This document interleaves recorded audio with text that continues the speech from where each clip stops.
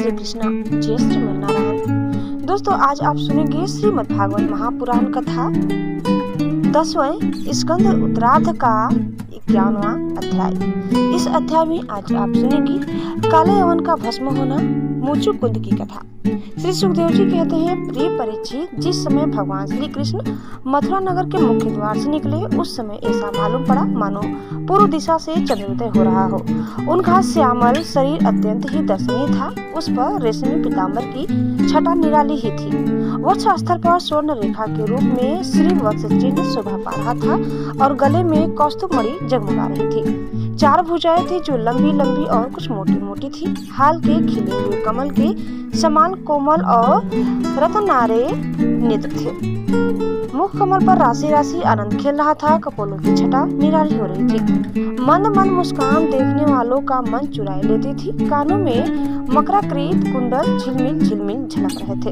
उन्हें देखकर काल यवन ने निश्चय किया कि यही पुरुष वसुदेव है, क्योंकि नारद जी ने जो जो लक्षण बतलाए थे, वक्ष स्थल पर श्रीवत्स का चिन्ह, 4 भुजाएं, कमल के से नेत्र, गले में वरमाला और सुंदरता की सीमा, वे सब इसमें मिल रहे हैं। इसलिए यह कोई दूसरा नहीं हो सकता। इस समय यह बिना किसी अस्त्र शस्त्र के पैदल ही इस ओर चला आ रहा है, इसलिए मैं भी इसके साथ बिना अस्त्र शस्त्र के ही लड़ूंगा। ऐसा निश्चय करके जब काल यवन भगवान श्री कृष्ण की ओर दौड़ा, तब वे दूसरी ओर मुंह करके रणभूमि से भाग चले और उन योगी दुर्लभ प्रभु को पकड़ने के लिए काल यवन उनके पीछे पीछे दौड़ने लगा। रण छोड़ भगवान लीला करते हुए भाग रहे थे। काल यवन पग पग पर यही समझता था कि अब पकड़ा तब पकड़ा। इस प्रकार भगवान उसे बहुत दूर तक एक पहाड़ की गुफा में ले गए। काल यवन पीछे से बार बार अपेक्षा करता कि अरे भाई, तुम परम यशस्वी यदुवंश में पैदा हुए हो, तुम्हारा इस प्रकार युद्ध छोड़कर भागना उचित नहीं है। परंतु अभी उसके अशुभ निश्चय नहीं हुए थे, इसलिए वह भगवान को पाने में समर्थ न हो सका। उसके अपेक्षा करते रहने पर भी भगवान उस पर्वत की गुफा में घुस गए। उनके पीछे काल यवन भी घुसा। वहां उसने एक दूसरे ही मनुष्य को सोते हुए देखा। उसे देखकर काल यवन ने सोचा, देखो तो सही, यह मुझे इस प्रकार इतनी दूर ले आया और अब इस तरह मानो इसे कुछ पता ही न हो, साधु बाबा बनकर सो रहा है। यह सोचकर उस मूढ़ ने उसे कसकर एक लात मारी। वह पुरुष वहां बहुत दिनों से सोया हुआ था। पैर की ठोकर लगने से वह उठ पड़ा और धीरे धीरे उसने अपनी आंखें खोली। इधर उधर देखने पर पास ही काल यवन खड़ा हुआ दिखाई दिया। परिचित वह पुरुष इस प्रकार ठोकर मारकर जगाए जाने से कुछ रुष्ट हो गया था। उसकी दृष्टि पड़ते ही काल यवन के शरीर में आग पैदा हो गई और वह क्षण भर में जलकर ढेर हो गया। राजा परीक्षित ने पूछा, भगवान, जिसके दृष्टिपात मात्र से काल यवन जलकर भस्म हो गया, वह पुरुष कौन था? किस वंश का था? उसमें कैसी शक्ति थी और वह किसका पुत्र था? आप कृपा करके यह भी बतलाइए कि वह पर्वत की गुफा में जाकर क्यों सो रहा था। श्री सुखदेव जी कहते हैं, परीक्षित, वे इक्ष्वाकुवंशी महाराज मानधाता के पुत्र राजा मुचुकुंद थे। वे ब्राह्मणों के परम भक्त, सत्य प्रतिज्ञ, संग्राम विजयी और महापुरुष थे।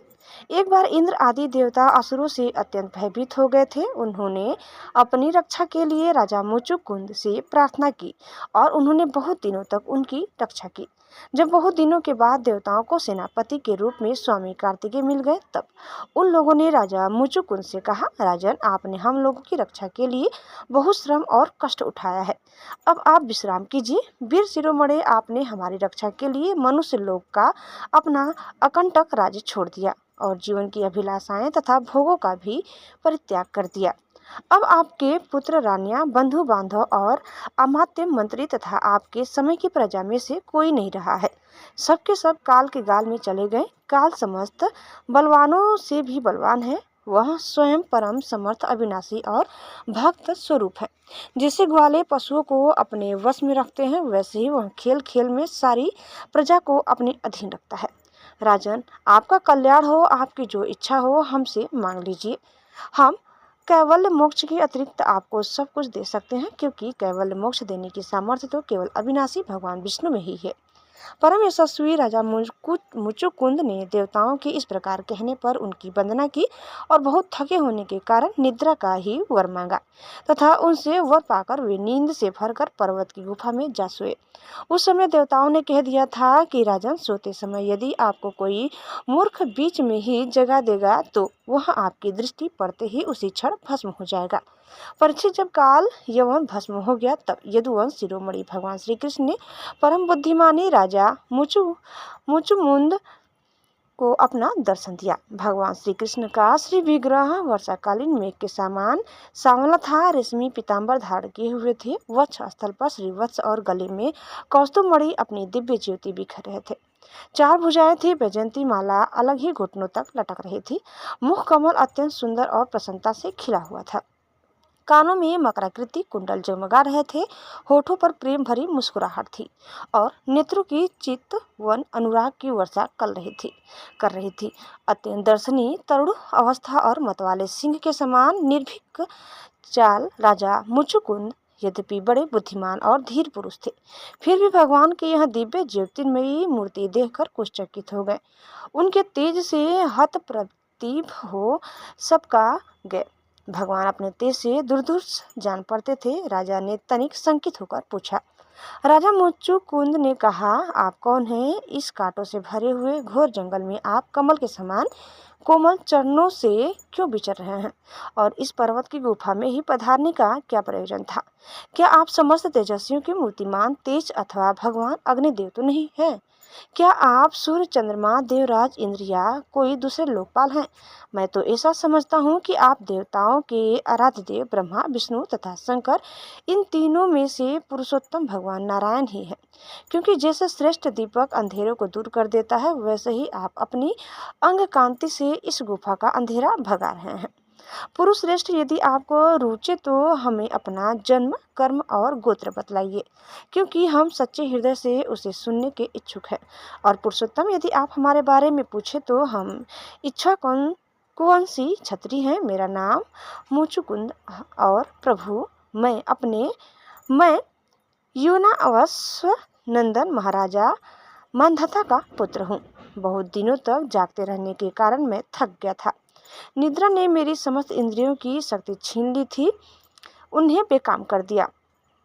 इसी से मैं इस निर्जन स्थान में निर्द्वंद सो रहा था। अभी अभी किसी ने मुझे जगा दिया और से उसके पापों ने ही उसे जलाकर भस्म कर दिया है। इसके बाद शत्रुओं के नाश करने वाले परम सुंदर आपने मुझे दर्शन दिया। महाभाग, आप समस्त प्राणियों के माननीय हैं। आपके परम दिव्य और असहाय तेज से मेरी शक्ति खो गई है। मैं आपको बहुत देर तक देख भी नहीं सकता। जब महाराजा मुचुकुंद ने इस प्रकार कहा तब समस्त प्राणियों के जीवनदाता भगवान श्री कृष्ण ने हंसते हुए मेघध्वनि के समान गंभीर वाणी से कहा।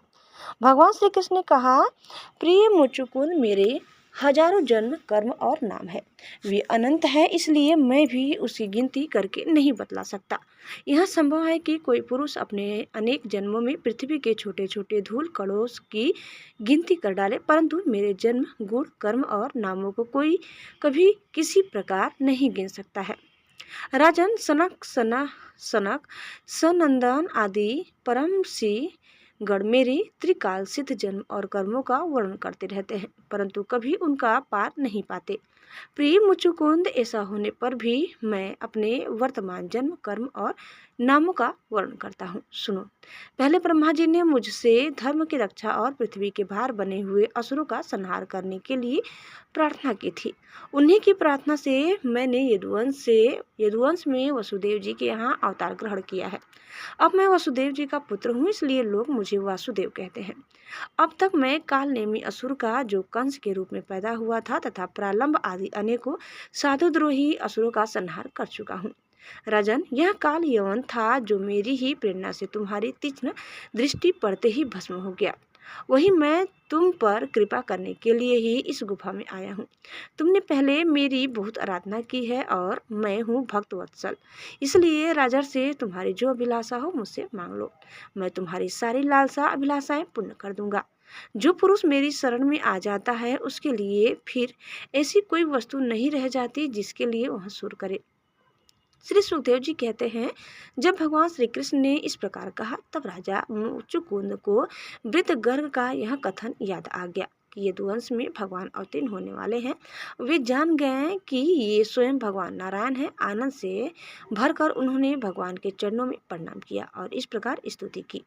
मुचुकुंद ने कहा, प्रभु, जगत के सभी प्राणी आपकी माया से अत्यंत मोहित हो रहे हैं। वे आपसे विमुख होकर अनर्थ में ही फंसे रहते हैं और आपका भजन नहीं करते। वे सुख के लिए घर गृहस्थी के उन झंझटों में फंस जाते हैं जो सारे दुख के मूल स्रोत है। इस तरह स्त्री और पुरुष सभी ठगे जा रहे हैं। इस पाप रूप संसार से सर्वथा रहित प्रभु, यह भूमि अत्यंत पवित्र कर्म भूमि है। इसमें मनुष्य का जन्म होना अत्यंत दुर्लभ है। मनुष्य जीवन इतना पूर्ण है कि उसमें भजन के लिए कोई भी असुविधा नहीं है। अपने परम सौभाग्य और भगवान की अहेतुक कृपा से उसे अनायास ही प्राप्त करके भी जो अपनी मति गति असत संसार में ही लगा देते हैं और तुच्छ विषय सुख के लिए ही सारा प्रयत्न करते हुए घर गृहस्थी के अंधेरे कुएं में पड़े रहते हैं, भगवान के चरण कमलों की उपासना नहीं करते, भजन नहीं करते, वे तो ठीक उस पशु के समान है जो तुच्छ तृण के लोभ से अंधेरे कुएं में गिर जाता है। भगवान, मैं राजा था, राजलक्ष्मी के मद से मैं मत वाला हो रहा था। इस मरने वाले शरीर को ही तो मैं आत्मा अपना स्वरूप समझ रहा था और राजकुमार, रानी, खजाना तथा पृथ्वी के लोभ मोह में ही फंसा हुआ था। उन वस्तुओं की चिंता दिन रात मेरे गले लगी रहती थी। इस प्रकार मेरे जीवन का यह अमूल्य समय बिल्कुल निष्फल व्यर्थ चला गया। जो शरीर प्रत्यक्ष ही घड़े और भीत के समान मिट्टी का है और दृश्य होने के कारण उन्हीं के समान अपने से अलग भी है, उसी को मैंने अपना स्वरूप मान लिया था और फिर अपने को मान बैठा था। नरदेव, इस प्रकार मैंने मदांत होकर आपको तो कुछ समझा ही नहीं। रथ, हाथी, घोड़े और पैदल की चतुरंगिनी सेना तथा सेनापतियों से घिरकर मैं पृथ्वी में इधर उधर घूमता रहता। मुझे यह करना चाहिए और यह नहीं करना चाहिए, इस प्रकार विविध कर्तव्य और अकर्तव्यों की चिंता में पड़कर मनुष्य अपने एकमात्र कर्तव्य भगवत प्राप्ति से विमुख होकर प्रमत्त हो जाता है, असावधान हो जाता है।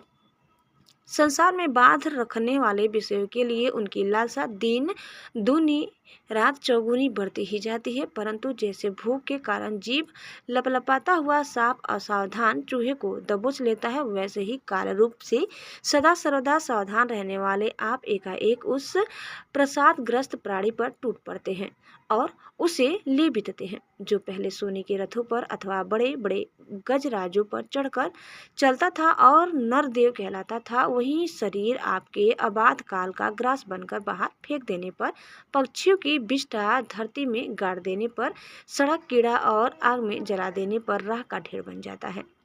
प्रभु, जिसने सारी दिशाओं पर विजय प्राप्त कर ली है और जिससे लड़ने वाला संसार में कोई रह नहीं गया है, जो श्रेष्ठ सिंहासन पर बैठता है और बड़े बड़े नरपति जो पहले उसके समान थे अब जिसके चरणों में सिर झुकाते हैं, वही पुरुष जब विषय सुख भोगने के लिए जो घर गृहस्थी की एक विशेष वस्तु है स्त्रियों के पास जाता है, तब उनके हाथ का खिलौना उनका पालतू पशु बन जाता है।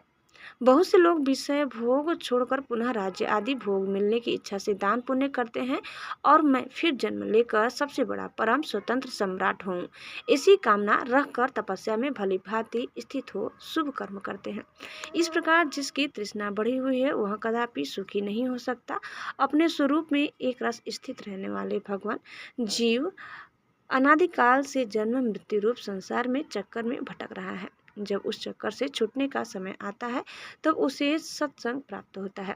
यह निश्चय है कि जिस क्षण सत्संग प्राप्त होता है उसी क्षण संतों के आश्रय कार्य कारण रूप जगत के एकमात्र स्वामी आप में जीव की बुद्धि अत्यंत दृढ़ता से लग जाती है।